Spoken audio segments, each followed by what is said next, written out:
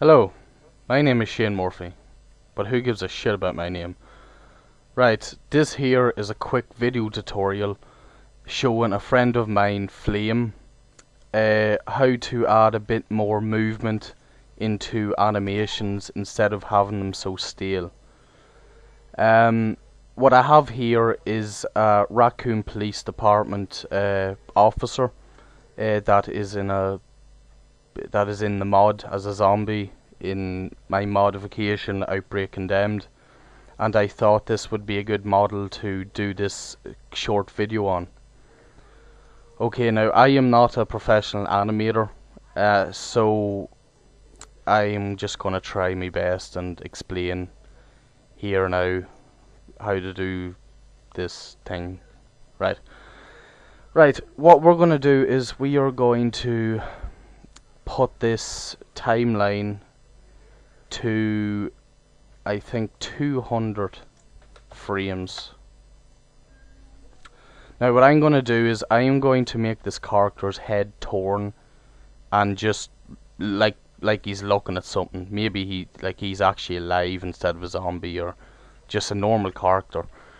So what I'm going to do is stick on auto key. Obviously this here can still apply to Maya users because it's more of the movement of the character that this is going to show, especially to my friend Flame. Okay, what I'm going to do is start off by making a quick head movement, and we're going to put it just to, I don't know, for now 60 frames. What I do is turn his head like he's looking at something.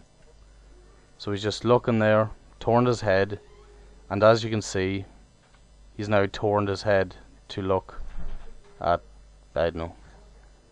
But as you can see, it's a little bit slow, so what we're going to do, stick it down to, how about 30 frames? Oh, yeah, we'll do that. Okay, we'll go with 30 frames. Okay, so I'd say a lot of people who don't know what they're doing with animation would probably just look at this and then think that's okay for a head turn. But what I want to do is try and show how we can add a bit more movement to the bones just to make it look a little bit better, more attractive. So what I'm going to start off in doing, let's take a look again, turns the head. What I want to do is start moving a few more bones.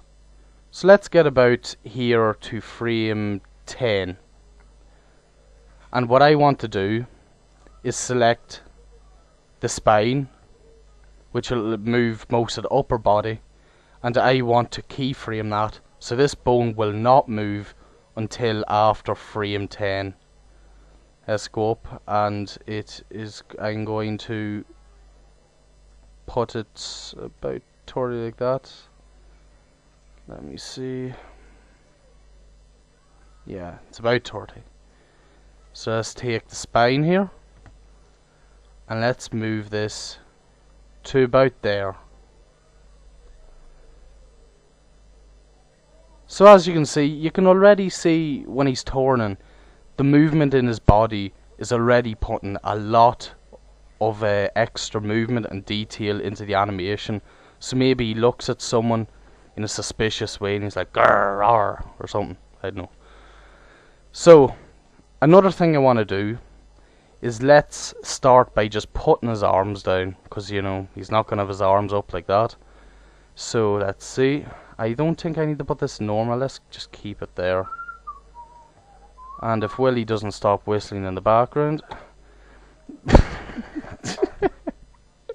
so let's put maybe he's on patrol or something. So we are going to start with that, and it looks already like he's just, you know, a normal cop, you know, just looking, patrolling, stand there. So what I'm going to do is actually stay on the first frame, and let's just move his forearms in a little bit, just like that. So he's just there, And the child, sorry about the child crying in the background, but you know, children, they cry. That's what they do. We love them. So what we're going to do now is go back to his head. This here is this is actually more than the basic movement of the animation. The basic, it's more than the basic bare bones of the movement we want for the animation. I've already started adding that extra little detail. We see, as you can see, when his upper body moves, then his arms are moving. That's already added extra movement automatically. So let's go to the head again. The head bone. Frame 30 is where it ends. And what I want to do then is go to frame 34 and slightly move the head back. So what happens? Not much, but his head is snapping back a little bit. So it is. Now, you could move his neck, but I just want to show this quickly enough. There we go. Do that, and what I'm going to do is exactly the same as I did with the basically the head, is bring it back just a slight little bit so it looks across, and he kind of brings himself back to kind of completely get his concentration on the target he's looking at. Let's start adding a bit more detail onto this animation. I probably sound like a complete fucking twat. Right, I want to go to frame 25 and key that. I want to go to frame 34 and bring that arm back a bit. And when it gets to about 40, let's bring the arm back to the original position. It's a little bit exaggerated, yeah. Let's see. Let's start moving the frames maybe a little bit more in. And I think what I might do actually is bring the whole frames back so it moves a bit. Tell you what, even more back. Sorry, I don't think I'm getting the timing exactly right, which is kind of bad. Consider I'm trying to teach my friend, but but I think you can get the idea of what I'm trying to do here. Turns the head, and his body moves. He's like his muscles isn't tense, so his body is going to tend to fling about depending on the movements he does. And you can go into as many bones as you want to keep adding detail. Every bone that does a slight little movement adds to the animation. So it does. So let's move that a little bit. And you might even notice the movement of that other spine bone even more with a texture on it, but it'll just, yeah, I think you can kind of notice it there. So you can. So he's just looking about. What you can do as well is you can go into bones like this, and when he turns, it automatically turns like that, but you can put more control into it. You can have his forearm there going forward a little bit. So it goes forward a little bit. Let's have it going back a little bit as well. So I know this was short, but I just wanted to try and show you, just to add in a few extra bones puts a bit more detail into your animation. And what I might actually do then is bring this here so it goes across, and then slowly comes back across here, because he might have looked at the person he wanted to look at, but then might just want to look back onto his patrol or something. So he goes there. He might, let's keep his head there for a bit, and then bring his head back forward, or even a little bit to the other side if he's on patrol. And what you could do is, you could then, when it's about halfway there, you could put the head going down a little bit. And then you can do the exact same if you wanted. And have him look the other way.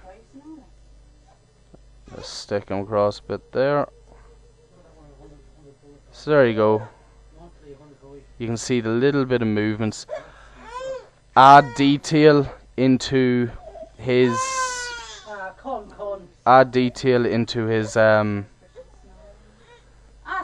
different bones. So just the slight little movements. If you play it, it'll look a little bit fast. As you can see, he turns his head back very fast, so he does. So select that bone, whereas he starts coming back there. So what I want to do is let's bring his keys, and you can adjust the time in any way you want.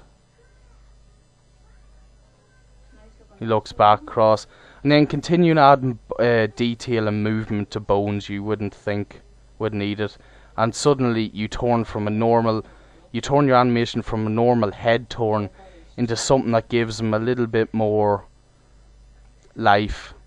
Maybe select a spine, and what you could do is when he's turning, you could just put him back a little bit like that, so his head goes back, and his spine comes, sorry, his back, he kind of hunches back and then forward. Anyway, this is my short little tutorial into how to add more detail into animations, and I hope you find this useful. And sorry for me sister crying in the background during all that. She's like 24 years old. She still cries. I'm telling you. Anyway, thank you.